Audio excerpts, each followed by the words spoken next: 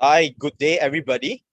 Welcome to our monthly webinar session, which we will be talking about over and under images with the photography gurus. And I'm so happy and glad to have Gerald with me today. I think, Gerald, I have to thank you for waking up so early in the morning. I believe it's 5 a.m., 5 plus a.m. at your side now. I really Yeah, appreciate the the waking up early to come and join us and share what is a over and under image. Okay, I think this is something that a lot of underwater photographers want to try, but not able to achieve, including myself. Okay, so I'm very happy today to have Gerald. Okay, he's an ice wreck cave diver, award-winning underwater photographer, instructor trainer of CMAS Germany, and also instructor at SSI Scuba School International. Okay, that's Gerald and myself. I'm Carter, the moderator and host for today's photography topic. Okay, but without further ado, Gerald, share more about yourself. Why you how long did you how do you manage to capture the half and half or the under and over and some of the GSET technique that you use? Over to you, please, Gerald. yeah. Good morning to everyone. So for myself, I'm specialized on cold water, but as well I like warm water. You see it maybe in the background. So even the warm water is very nice, and especially when you are in tropic destinations, it's very interesting to go in shallow water and take over and under pictures. And When you start with this split image, it's always easier to do it in shallow water, because then you have a ground under your feet and you can fix yourself, your body, and can start to train it, because you have to train it. And before you think about it, you have to think about the technique and how you like to do it, because not with all cameras it's easy to do it. When you look at the small cameras, what most people are using, the lenses are very small and it's very difficult. I can show you an example. So when I do underwater housing, what I'm using normally, it's a big housing, and I have small dome ports. This is a very small dome port for my housing, but when you compare GoPro, it's very tiny, and you have the water line, as you see in the background, and it's you can imagine when the water is a little bit moving, and when it's moving on a small dome port like this, it have a big effect on this dome port. But if you can imagine how small the dome port is on a GoPro, and when the water is moving, the effect is much more. That's the reason when we are using dome ports for over and under pictures, we try to use very big dome ports. Like this is the dome port I'm using for over under pictures, and you see it's much bigger. So just much bigger. That means when the water line is here, it's less impact on the picture when the water is moving. Yeah, that's the reason for the professional photographers. They are using as big as possible dome ports to do this over under pictures. When you like to do it with a small camera, you can do it, you can try, but you have to have a very calm water. When it's very flat, then it's easier to do. And then as well, you have to think about all the technical details to get this over under picture in a good over under picture. With a GoPro or with an automatic camera, it's always up from the f-stop what the system is using. When you do it on automatic modus, it's very difficult to get a real good picture. So when we as professional do over under pictures, we always go on manual modus to make sure that we are have a very high f-stop. So f22 is normally the f-stop what we are using to get as much as possible depth in the pictures. Why? Because the sharpness over and underwater is different, because the medium water is a different medium. So underwater, the focus is different as the focus is over water. So when I go over water and have everything sharp, and you go with the dome port underwater, you go underwater, everything is unsharp. Yeah. So when you do a split image, you have to make sure that the focus is underwater. Otherwise, you never get a sharp underwater part. To get a sharp under and overwater part, you have to focus underwater. That means you need anything in focus underwater. And especially it's getting very complicated when you have any subject very close underwater and you like to get a sharp overwater part. So better, easier when you have something underwater a little bit in a little bit bigger distance, and then try to get it sharp, and then come up to the water line. And then the possibility to get everything sharp over water is much bigger. And when you go with an automatic modus, you have to check what the automatic is setting. So when you see the setting on the automatic modus is an f-stop in maybe 4 or 2 something, it's never sharp over or under. So you always have to make sure that the f-stop is really in a high number. It's very big depth of field. Otherwise, it's not really sharp. And maybe we discuss it with some pictures. Yes, please. Yeah, I brought some pictures and then we can discuss it. So this is an image I had done in an Austrian lake. And to tell you what's interesting to see in an Austrian lake, normally it's not, there are no corals, there are no colorful things.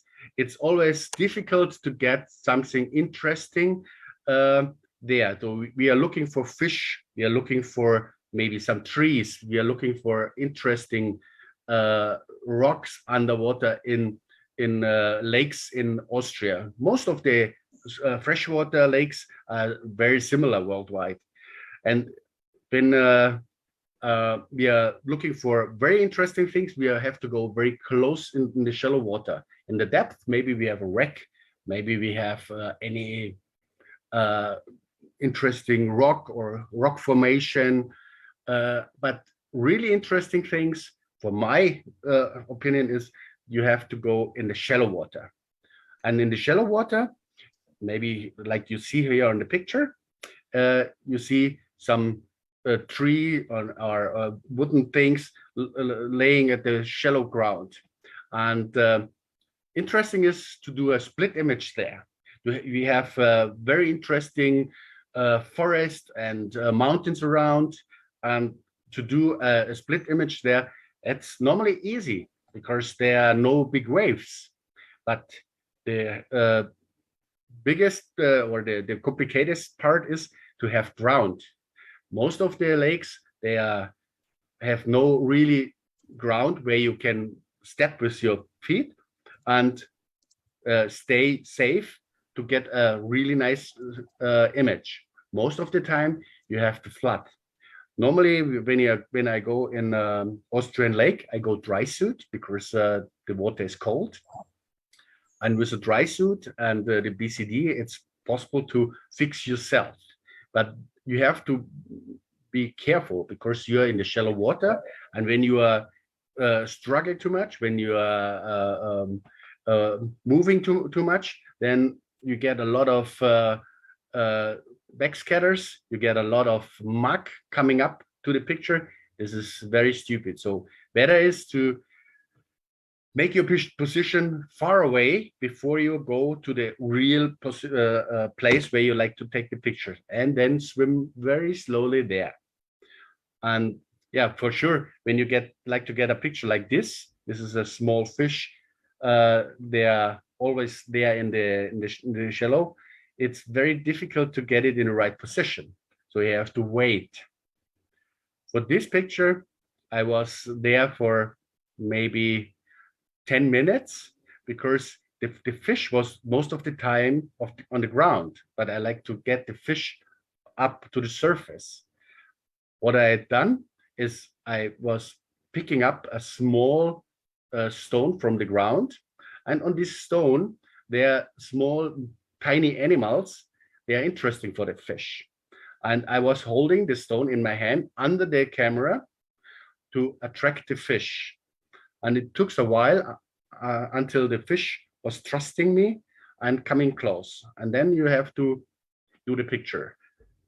To get this picture, I was doing maybe 10, 15 pictures. Of course, on one picture, the water line was a little bit up and on the right, on the left, or the picture or the water was going on the dome port.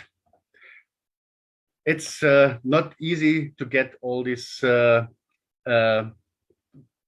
different things together to get a nice picture. Yeah, most of the time you have to do more pictures, and you have to wait until everything is in the right position. For sure, you have to set your strobe on all your technical details on the camera before you are on the position. And that means when you are not sure how is the setting of the strobe, how is the setting of the camera, train it on a different position first before you go on this position where you like to get the picture. Because when you start setting everything on the perfect position, you can be sure that you destroy your own pictures with all the muck, with all the backscatters coming up to the picture. Maybe when we are coming back, I like to explain something about the dome port. Maybe you can switch the picture on me to show the people. Can you go out of the presentation and show a picture of myself? Sure. Okay. Okay. So when you have the dome port, you have always the problem that the dome port is underwater, and you come up of the water, and then you have a lot of water on the dome port, and the water on the dome port, it sticks really on the dome port. So you have to do something. So you have to prepare the dome port for a split image, for a over under, before you go and do it. There are some special liquids on the market. You can polish it before, or you have the possibility to use only a normal shampoo before you polish the dome port with a shampoo, clean it with fresh. So you leave it on the shampoo on the dome port, dry it for a moment, and then it's the same like a mask. And then clean it with fresh water outside of the water, because otherwise you have the shampoo in the water. We don't like to have the shampoo in the water. So clean it before you go in the water. And then you have a very good chance that the overwater part is clean. Even with that, you have some drops. You come out of the water, so you go in the water, come out of the water with the dome port. You have even some drops on the water. And then this is a game and maybe an experience to see how to get the water out of the frame, or the drops out of the frame.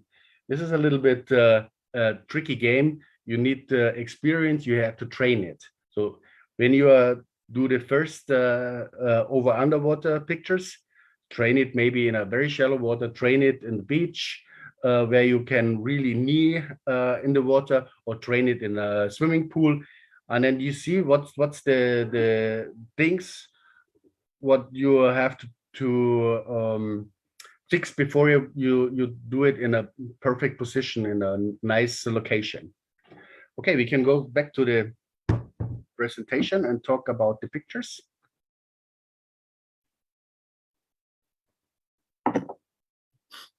So when we go to the next place, this is an example. It's also done in done in a German lake. So the German lakes, you don't see any mountains in the background. This is very close to my home. This is a very small lake where we have most of the time very clear water. And I was together with Nick Linder. Nick Linder is a German apnea trainer, apneist, maybe the most popular in Germany at the moment. And to get a picture with a fish and the apnea diver, it's very complicated. More complicated is to get a split image with them. And I really was, I noted that the pike was there all the time, and Nick was a little bit far away. And I really was discussing the picture before we had gone to the position. We discussed it. So you from far away, you see I'm on the position. I on this position I had the ground on under my legs, so I had the possibility to fix myself. And I told him, okay, the pike was a little bit far away, too far away for the half and half. So I told him, you have to dive down and you have to swim around the pike to bring the pike closer to me. I was very quiet because I don't like to disturb the pike. And it was really a game. We had done it for maybe 15, 20 minutes to get a picture like that. It's not easy to bring everything together. So you have the split image. The split image itself is you have to get it perfect. And the next one is to make the composition between the apnea diver and the pike. What I had done as a pre-work on the picture, I had some drops on the picture. You can put out the drops on the computer, very good, but you have to make sure that the drops are not in the part of the trees or in places where you can't remove them. When the drops are in the sky, or when the drops are in the water above on the above line, then it's possible to remove them. But it's not possible to remove them when they are really destroy the tree line. So it's not easy to make the composition. And yeah, you have to travel. I have a question. So looking at this picture, I believe it's not a midday, it's not afternoon. I think it's the sun is setting, correct? Because looking at the sun is on the right side. So the sun is on the right side. It was around it was in October, so very late in the year, and you see it on the trees. The trees are colored. Yes. So it was late October, and normally on this time of the year is no more allowed to go in the lake. The only possibility was because we had done this session there, so we have had a special permit. And right. The sun was around. It was around. I'm not sure. It was around 3 o'clock, 3:15, 3:30. Yeah. Yeah, because by looking at the picture and looking at the sun casting the lights on the tree, I can tell. But the burning question is, Gerald, how do you correctly expose the land? Right, that's one, and then correctly at the same time correctly expose the underwater. I think that's a challenge that a lot of photographers is facing, because you need to calculate the stroke's strength underwater, and then you have to also take into consideration the exposure on land. So how do you actually get that both on land and underwater exposure correctly? So this picture is done by two strobes. So you have two strobes, one from the right and one from the left. Otherwise, everything would be very, very dark in the front. You see it on the pike. You see the reflection from the strobe. Yes. And Yes. even on the diver, so all the brands are really bright. So it's yeah, from the strobe. But normally, so on the original picture, the water was more dark. It was more dark. So I had done the correction between the sky and the picture. It's done on the computer. So the original picture, the sky is a little bit more bright, and the underwater part is a little bit more dark. So the original picture is not like you see on the screen. The original picture is more bright above water and more dark under the water. Okay. Yeah. So can I say that the strobe is actually slightly pointing towards the water? Because if not, otherwise, if the strobe is pointing straight or pointing down, the seagrass will be overexposed because it's nearer to you. Am I correct to say that? With the strobe, no, the seagrass is not overexposed, because this is the tricky part, is the setting of the strobes. So Yes, the strobes are not directly pointed on the seagrass. The strobes are very far out, and the strobes are more to the left and to the right. Otherwise, I would get too much light in the seagrass in front of me. But the good thing is, this seagrass is not reflecting the light very bright. There are some seagrass in the tropic, and especially when you have sand, the reflection is much more strong, or much more bright. You see it on the pike. So the pike is more, the reflection is more strong, because this is a little bit silver skin, so the reflection is more strong. The seagrass is less reflection on the seagrass.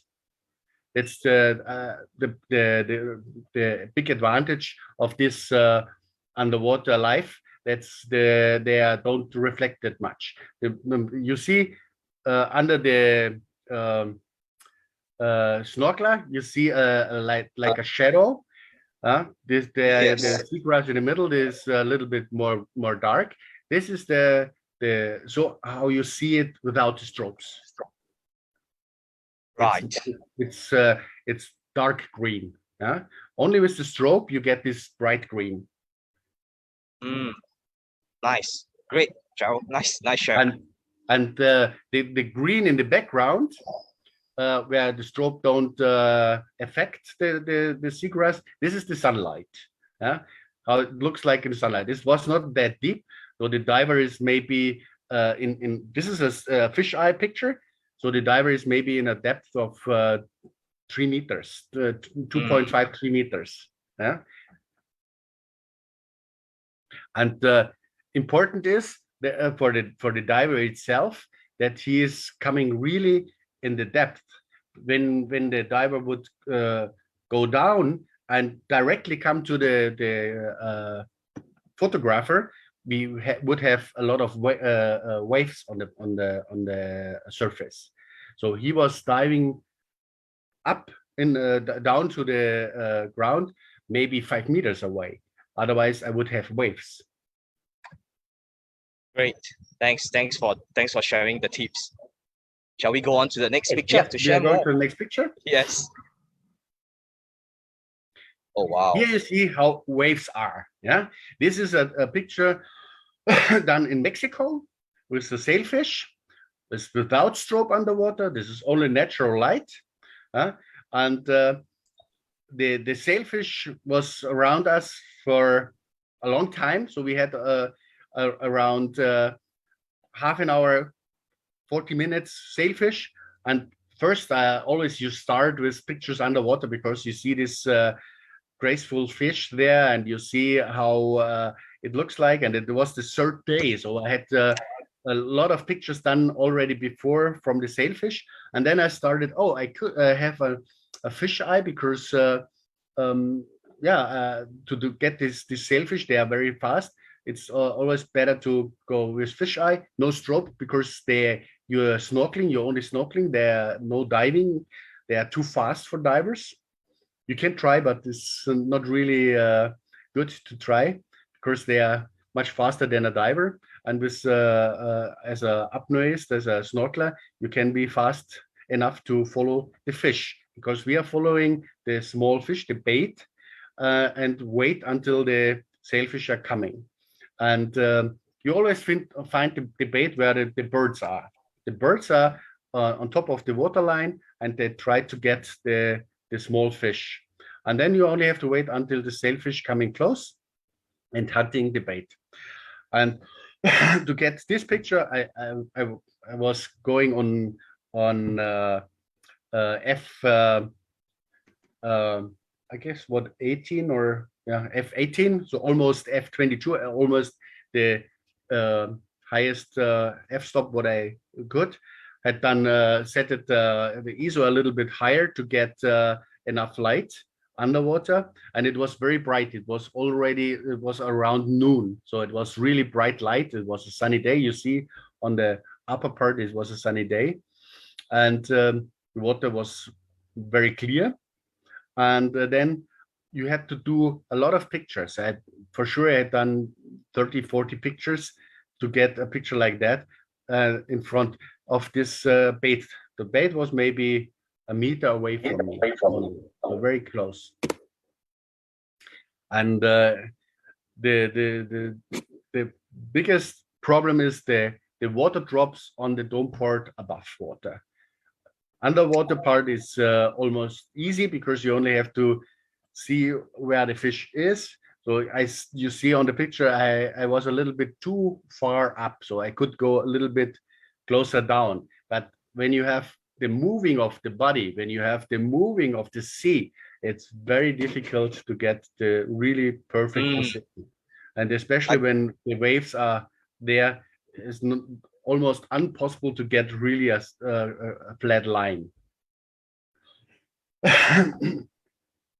So, any questions to these pictures?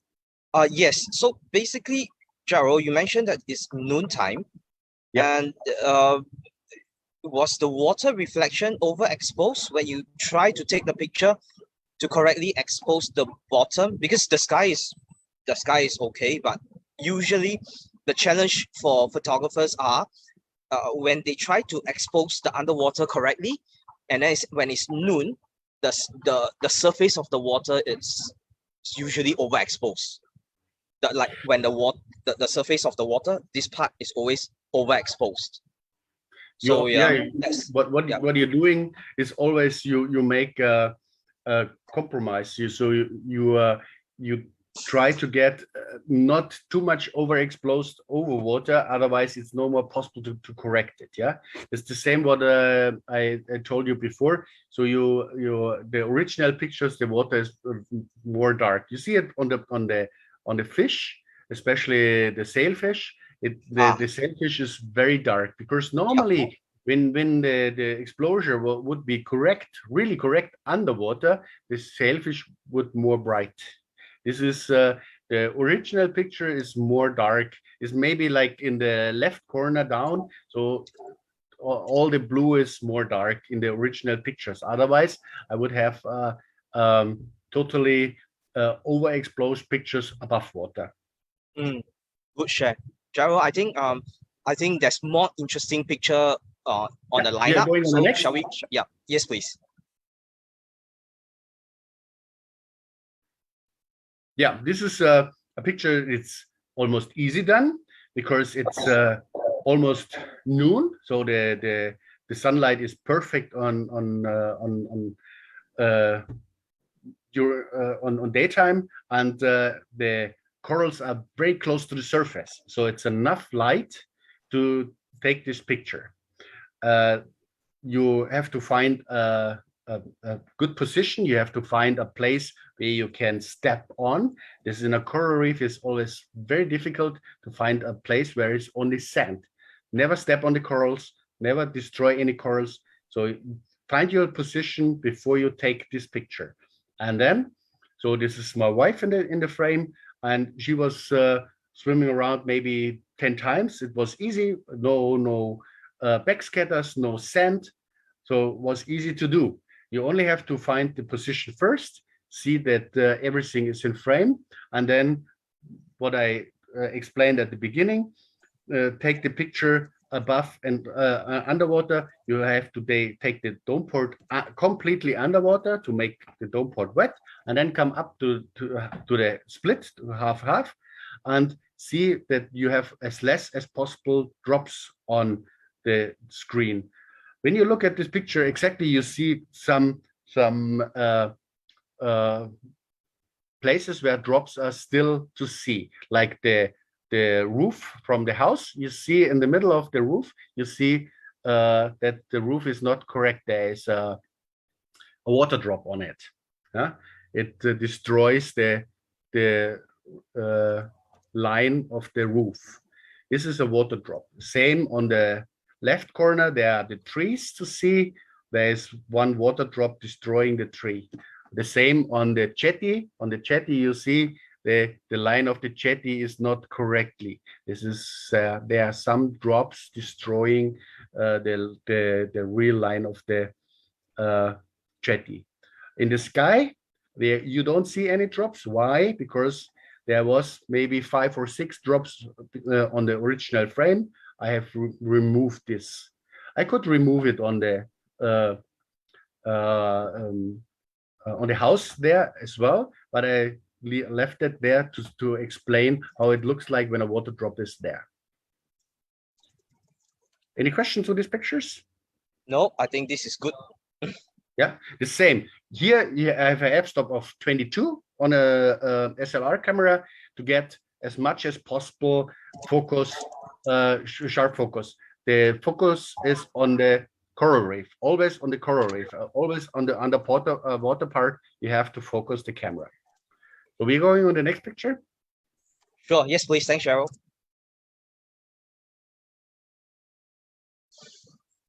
Ooh. This picture is done in the Antarctica. This was after we dive on the ice block, on the ice mountain, on the ice rock, and on the surface. I tried to get this split image because the ice formation was like a hangover, like a very interesting part. And I told the diver to come close. And you see, normally it would be much better to have this picture, the diver underwater complete in frame. But the diver was swimming, coming up to me. And the picture before, the wave was completely over his face. So I haven't seen his eyes. So I was focusing, this time I was really focusing on his face. And when you are looking underwater, you see the underwater is a little bit unsharp. So normally I should focus underwater to get everything sharp, but on this picture, the focus was a little bit above water. That's the reason the picture is a little bit unsharp underwater. And this was a fish eye too, so it means the diver was very close. Then the diver would be maybe a meter away. It would be totally unsharp underwater. That's the reason it's always important to focus underwater and the sharpness above water coming from the f-stop. Okay, Nice. we're going to the next picture. Yeah. Yes, please. Picture like that is easy done because you have ground, you can fix your body, you can stay safe before you do the pictures. This was in the Antarctica too. So we had a lot of seal baby around us, and the seal babies are moving very fast, and they are coming up and going away all the time. So I had many possibilities to try. And the same here, the focus is on the underwater part. The problem here is to get this fast-moving animals sharp. That means not only go on an f-stop 22 and maybe have an explosion time of 160. So you have to have the explosion time on 1/200 minimum. Otherwise, you don't get the underwater part, the moving part, sharp. And you see it a little bit in the background. So the background, the mountains, the people in the background, they are a little bit unsharp because I had to go down from f22 to f. I was thinking I was 16? f13, 13, Oh. like this, and this was not high enough to get everything sharp. Same here, you have the moving water. You have to find the right position that the moving is not too heavy that destroying your pictures. So I had done a lot of pictures before where the water was too much above water was too much waves, or underwater was not nothing correctly in frame. So we're going to the next picture. Yes, please. Oh, this is good. This picture is done in a very, very small river in Austria. And you see here, the above water part is a little bit overexposed because the rocks are, the reflecting of the sun in the rocks are too hard. It's very difficult to get the difference between above and underwater in a good balance. Underwater is very bright because it's the same. The rock is very bright, very bright color. So the reflection from the sun is perfect. It means there is no strobe. You don't need the, you can use the strobe, but you don't need the strobe. This is only the sunlight. I have done another picture. This is the next one to see how it's done a little bit better. Here's a little bit better. Here's I used a strobe, and the bright rocks are more far away. So the reflection from the sunlight don't destroy that much the pictures. And yeah, to get this moving river in the right position, this is the same. You have to do a lot of trying and yeah,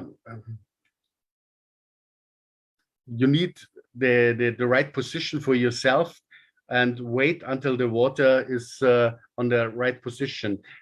Normally on a river, the floating water coming to your dome port, and you have to wait and see at what time the floating water is on a perfect position. Most of the time, or when it's in a river, you only have to move your camera a little bit to the right or to the left, and then the angle of the wave is changing, and you can find a position where the line is almost straight. When I would go a little bit more to the left or more to the right, I would get the water line very far up to the right or very, very far up to the left. So this is a matter of the position of the dome port. Any questions? Nice. Nope, this is a very nicely taken picture. Color is nice. It's a fresh water, right? This fresh water is drinking water. You can you can be in the water and drink this water because it's really in the mountain. There's no civilization around. There's water coming from the mountain, and it's only rainwater collected by the stone and coming together. So it's really fresh water, really nice, clean, cold water. It's around 7 degrees Celsius. Free flow mineral water. Nice. Yeah. It's difficult with the wetsuit, but we had done the pictures with the wetsuit because the problem is you have to walk there. Yeah, when you walk there and you walk there with a dry suit, you are sweating like hell. And with the wetsuit, you are sweating as well, but it's not this big problem. And this 7 degree is not really the problem, because in the river you're moving the whole time. Yeah, only as a photographer, when you have to find a position and wait to take the picture, then maybe it's a short moment where you don't move. Most of the time you're moving a lot, so you don't feel this cold water. So we are going to the next picture. This is done in Mexico, Banco De Chicoro. This is a place where you can see American crocodiles very close. And the position where I had is very easy, because you see, it looks like there's only seagrass, and very difficult to stay there, because the crocodile, this is a crocodile maybe 3 meters, and this is not very deep. But on this place where I had done the picture, there is a hole full of sand. So I was standing in this hole to go close to the crocodile. The crocodile is standing on the more higher part where the seagrass is, and the crocodile is not looking at me. The crocodile is looking at the guy with the angle, with a fishing line, and holding a fish above the crocodile. Otherwise, the crocodile would be more interested in me, but the crocodile was looking at the guy with the fishing line and the fish on the line. And this is the possibility to go close to the crocodile and do this split image. Same. Carol, is there any tips to look for when taking photo close up on a crocodile? Yeah, you have to have good guys. They are watching the crocodile, making sure the crocodile is not coming behind you, and especially there is no second crocodile behind you.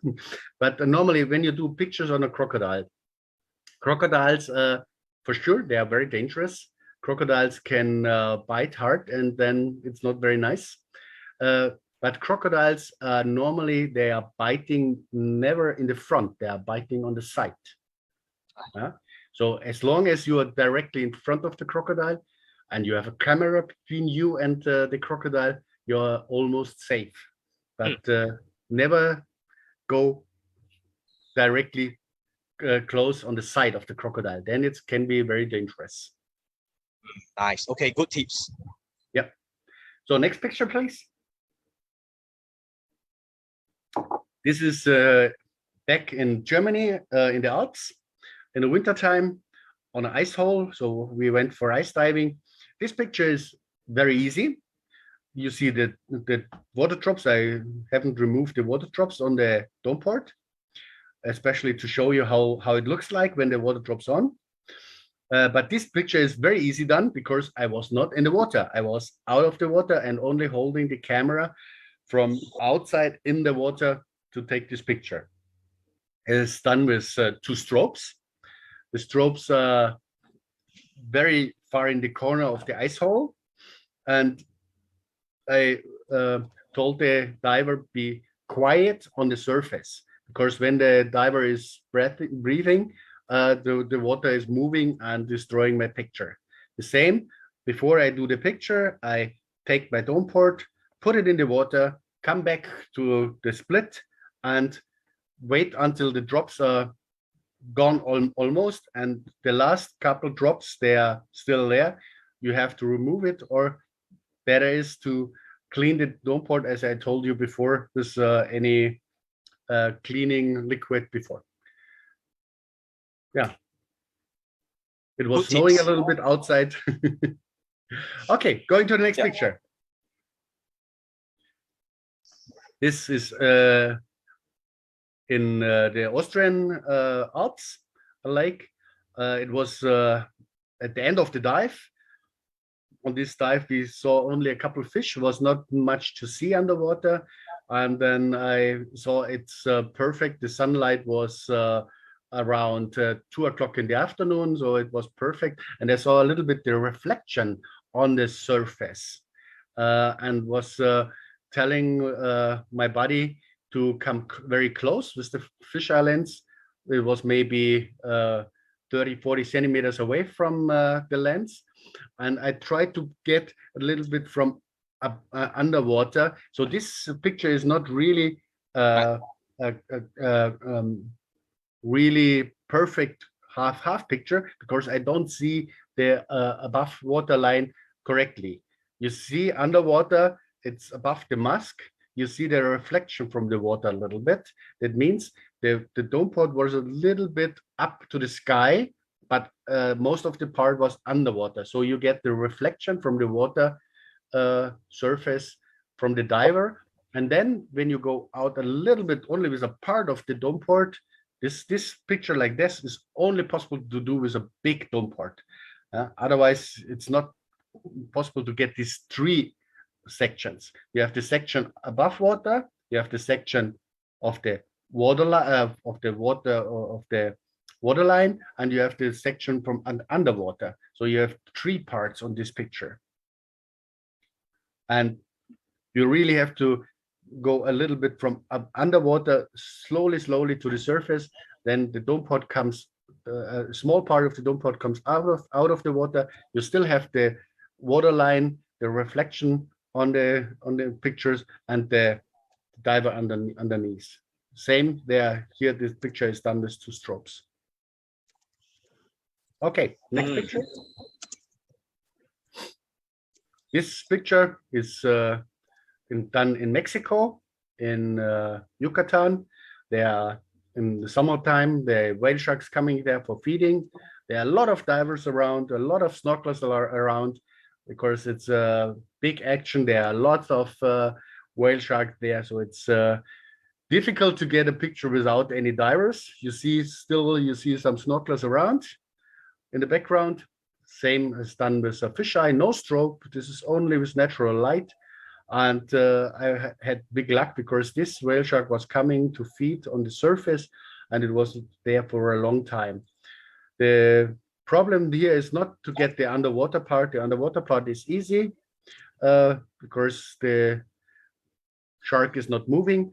The problem is to get his mouth out of the water, because most of the time the mouth is underwater, even if he is feeding on the plankton. But sometimes he's coming a little bit up and out of the water, and you have to wait until the whale shark is out of the water. The bigger problem is to fix yourself, because you don't have any ground. That means you have to fix yourself. The problem here, I'm without any BCD. I was only snorkeling, only with a shorty wetsuit, so no really thing where I can hold on. That means you always have to move yourself, breath, hold your breath as long as you can to get your body floating, and then try to get this picture. It's very close to the shark. It's maybe 2 meters, 1.5 meters away, maximum. And on a picture like that, you always have to do the balance between going close to the shark, don't destroy the shark, disturb the shark, and don't push the shark, don't grab the shark, because we don't like to really disturb them. It's almost enough that I was very close, and but these sharks there, they are really know that the snorkelers a lot, because every year there are hundreds of snorkelers around, and as long as you don't touch the shark, it's allowed to go close to them. Okay, next. This is a picture very easy done for everyone trying the first time, because it's freshwater. There are no waves. There are only a ground. You see, I was playing with the shadow, because in this lake is nothing than muck and sand and some trees. In the shallow part, there are no really trees, but the background, there's a nice forest, a little bit green around. And I only was telling the diver, swimming close to me. And here on the picture you see on the waterline is the breath of the diver. You see the bubbles coming up. Would be the diver closer, I wouldn't have this nice waterline.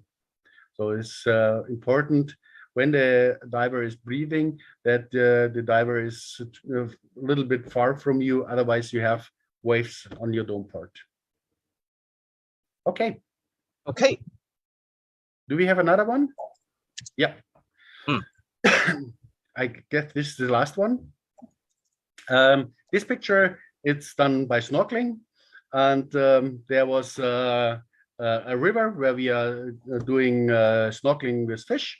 And I was going with my fisheye lens and the dome port only to take pictures of the fish. But at this moment, we don't have any fish. So I was deciding to do a split image of the snorkeler.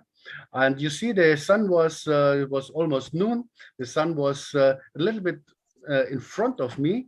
That's the reason we have underwater this reflections from the sunlight, because the sun was coming into the dome port, and then you get some reflections there.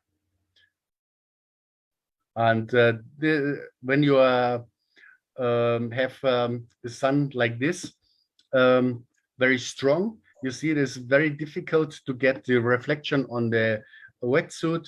They're very hard, so it's a little bit a game between that the exposure underwater is not too less and or too much above water. But here you see is underwater is not many things to see because there was no fish, it was only the divers. So I decide the main focus above water. Okay, any questions? I think so far so good. I think I hope all the audience and people who is tuning into Gerald's half and half photo will be able to get some tips from what he has shared. Basically, what tips I have gotten is to get the shampoo around the dome pot, so that I didn't thought of that. Usually, I will use the water, like what you did.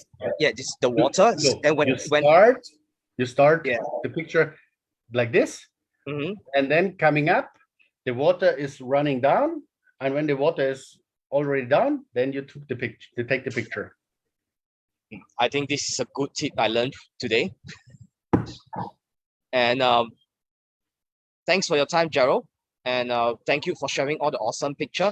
Please take more and share with us more pictures so that we can share with all the underwater photographers around the world.